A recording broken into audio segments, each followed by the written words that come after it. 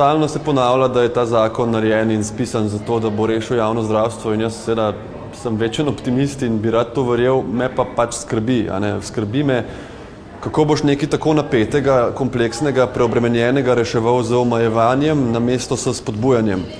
Nasploh pa se mi zdi, da v bistvu noben politik na svetu ne bi mogel in ne bi smel zagovarjati hkrati, da se nekako bori proti zdravnikom in jih omejuje, toliko ključen kader in hkrati zagovarjati, da skrbi za populacijo. Mislim, da to dvoje pač ne gre z roko v roko. Mi bi mogli sodelovati, ne pa da zdaj gleda, kot da nas in moje sodelavce, predvsem tiste, ki so morda druge še zaposleni, da se nekako omejuje in dodatno zatira. Z nekim argumentom se jih ne bo veliko šlo. Treba vedeti, da je nas toliko malo, da tudi če gre en, se lahko marsikaj sesuje. In vsak, ki gre, je en preveč.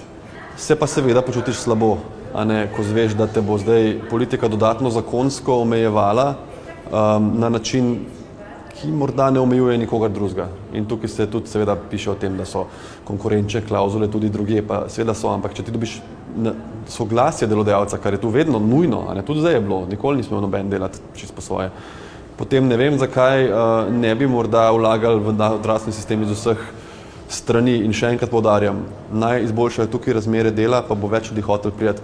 In če bojo razmere v javnem sektorju urejene, kjer ni treba sam skrbeti za konkurenco, pa za cene, pa izdajati račune, vrem kaj, bo marsikdo hotel tle delati. S tem, ko se pa toče po ljudeh, pa jaz se bojim, pač efekt nasproten.